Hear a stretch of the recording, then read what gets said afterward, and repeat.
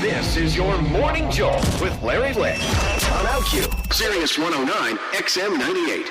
So, when you're deciding what you're going to put in the first non-naughty issue of Bear Magazine, how hard a task was that, Steven? Actually, it was remarkably easy because, as I point out in my editorial, the fact is that there are bears everywhere in the world, and they're in places of influence, and they are movers and shakers in our world. And so what Bear does is to profile and to look at, the things that are of interest to the GLBT community in general, but also to look at those people that are bears who are living their lives and making a difference in the world. So it turns out that there's so much good subject matter that we had absolutely no trouble filling up our editorial, our news hole, if you will, in Bear Magazine. And, of course, one of our dedicated goals is to sharpen the image of bears pretty much everywhere. Because, my feeling is that the label bear has become kind of marginalized in the GLBT community to apply to only a limited number of people. And, in fact, our audience and the people that are interested in us are much larger.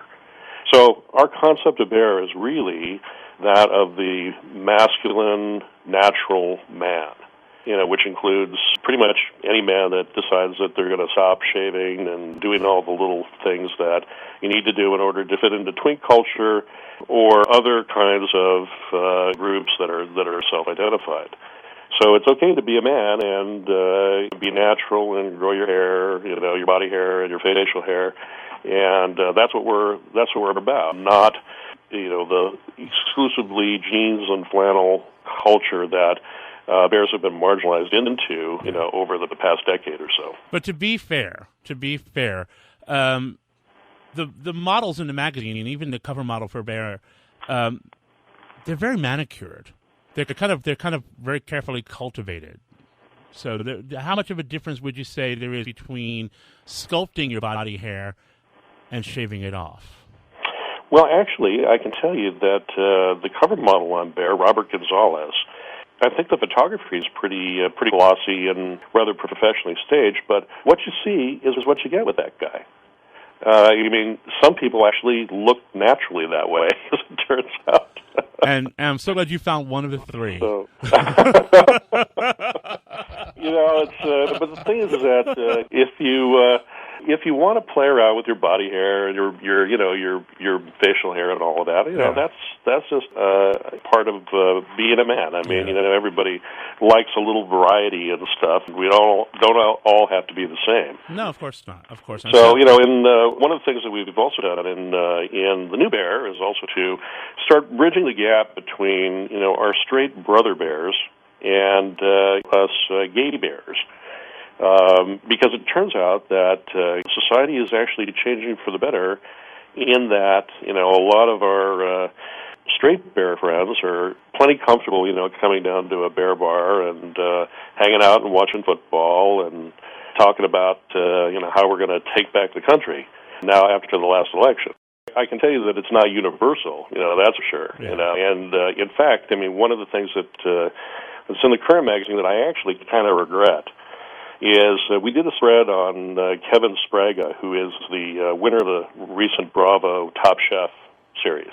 Yeah. And we did a very positive piece on him, He's a straight guy, married, has a family, that sort of thing. And we did it because the magazine is not just about gay bears. It's also about people that gay bears are interested in. Right. And Sbraga is first black winner of Top Chef, and he's bearded, and he seems to have, the kind of, no-nonsense but nice, kind of cheerful quality that bears are attracted to, and so we thought he'd be a good subject matter. But it turns out that when we shared the spread with him, he basically said, I think my brand's being sullied by being in a gay magazine, so I don't want to associate with you guys at all. So what did he think he was doing? Well, I don't know. He says, I don't really mind your lifestyle, but I think it would be bad business for me to be in a gay magazine. So, Really? Well, I guess he figured out that it's good business to be black, because I didn't know he was black until he won. Thank you. But that's a different topic for another day. Talking to Steven Wolfe from Bear Magazine. The web address is bearmagazine.com, by the way. So I'm fascinated by the inclusion of Tom Colicchio in this issue, because we had Tom on our show, and I know from Andy Cohen, who's a good friend of mine, that Tom is cool with gay folks. But when I mentioned him being a bear icon on the show, he hung up. He was on the phone. He hung up so quickly, it was actually a bit shocking. And he's been up to our station a bunch of times, and he walks past our studio and looks like he's clenching his butthole the entire time. So how did you get Tom Colicchio in Bear Magazine?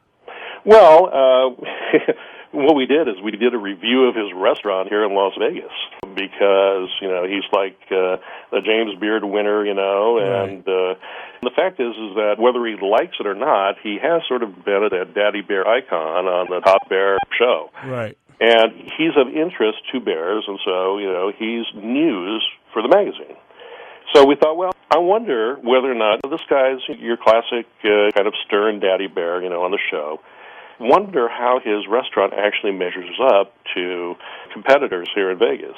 And it turns out that kind of gets a mixed review in Bear, because, his restaurant, Craft Steak in Vegas, basically, our sense was, in going to visit there, that he's sort of an absentee landlord. He's lent his name to the restaurant, but doesn't really stand up to the standards that he advocates on the show. And so the slant of the article is really just mostly a review of his restaurant, in addition to sort of going over how he rose to the top of the culinary heap. But it is curious to me that that these guys who appear on Bravo, who's a very gay-friendly network, turn out to be running as fast as they can, away from an audience that has money to spend on them, number one, and is interested in them. Well, especially when you think about some of the chefs, and you think, well, we like to eat more than a lot of other people. So did they try to stop you from using the materials? No.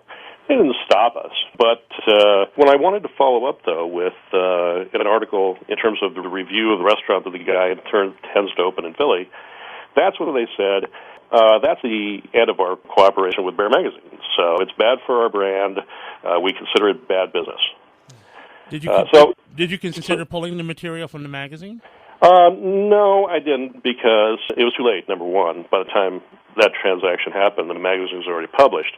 But it does sort of set me up with an interesting article for the next magazine. I was going to say, so I can't wait to read your editorial in the next Bear. But, I'm going to quote that, sure, but it also has gotten me thinking about the power that the GLBT community has, of which bears are, I'm hoping, a larger and larger participant in terms of, our economic power, our ability to target businesses that are doing things that are contrary to our interests. Like Target, that donates $150,000 to support a candidacy for the Republican governor candidate in Minnesota, who wants to adopt a constitutional amendment banning same-sex marriage. If companies are going to start doing that and directly doing things that are against our interests, I think, like Harvey Milk back in the old days, we need to start our own economic movement against those businesses. Absolutely. Well, So anyway, next issue of Bear, kind of an examination of the power that bears and the GLBT community in general wield in opposing businesses that now can donate an unlimited amount of money to squash our legitimate interests. Well, it's a lot to look forward to, and want you to check out the new issue of Bear Magazine, which is available now, and it is full of lots of great information, including the material we were talking about. There's also a great culture section, a style section, and a living section. I want you to check that out. Go to bearmagazine.com. Remember, Bear Magazine now bundled with Bear Play, and we'll be talking to Steven Wolfe more about what is to come. This is your Morning Jolt with Larry Flick on OutQ, Sirius 109 XM 98.